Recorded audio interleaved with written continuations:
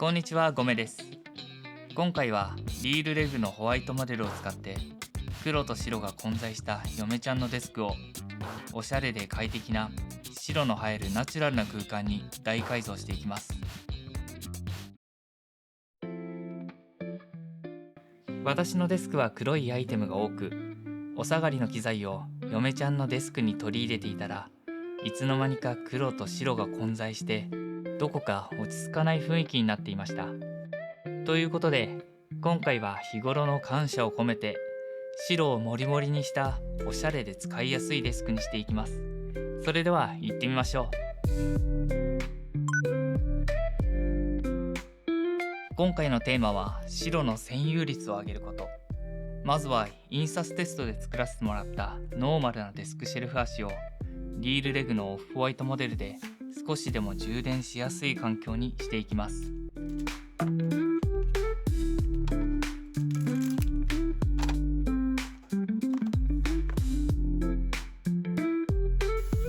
白いデスクシェルフを探すと現段階ではアメそばさんの真っ白というモデルが候補に上がります。天板も白いものにすることも考えましたが、デスクの材料に合わせてそのままアカシア材にリールレグを取り付けることにしました。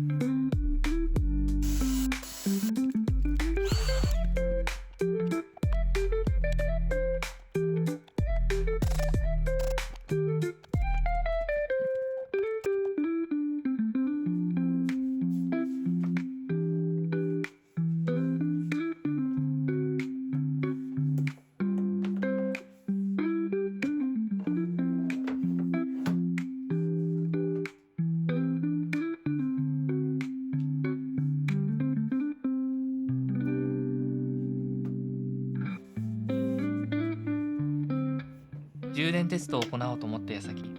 初代の G プロワイヤレスはマイクロ USB なのを忘れていました。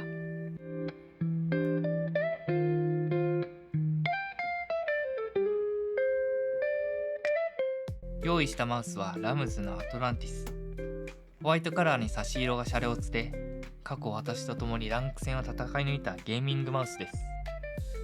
軽量で明るめのカラーは差し替え用のマウスにぴったりです。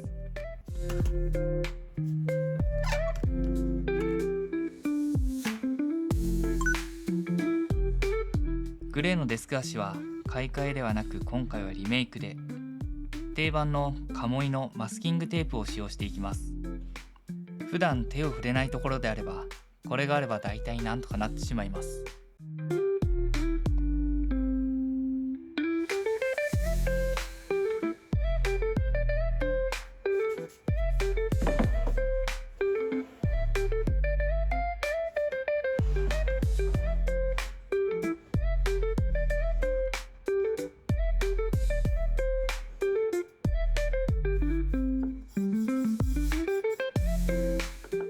メガネの置き場所がなかったんで 3COINS で見つけた白の陶器製のメガネ置きも設置していきます。机の保護と滑りやすさの担保のためにフェルトを裏面に貼り付けます。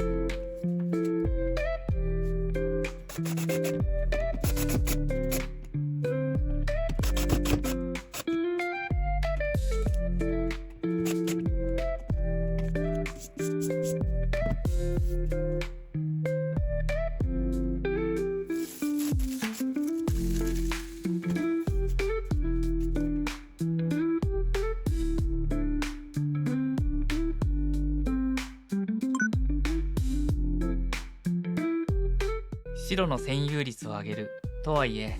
既存の黒、木目と合うようにいろんなものを引っ張り出しては合わせていきました。私は黒、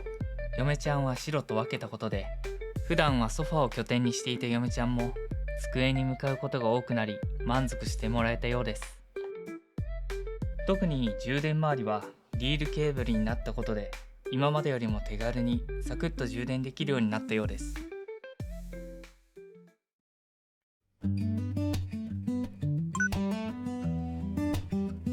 今回は白をテーマに嫁ちゃんのためにデスクをリニューアルしてみました。いかがだったでしょうか。少しの手間とアイディアでデスク周りが劇的に変えられます。皆さんも大切な人のために、あるいは自分のためにデスク環境をアップデートしてみてはいかがでしょうか。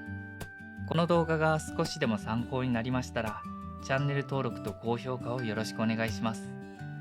それではまた次の動画でお会いしましょう。ゴメでした。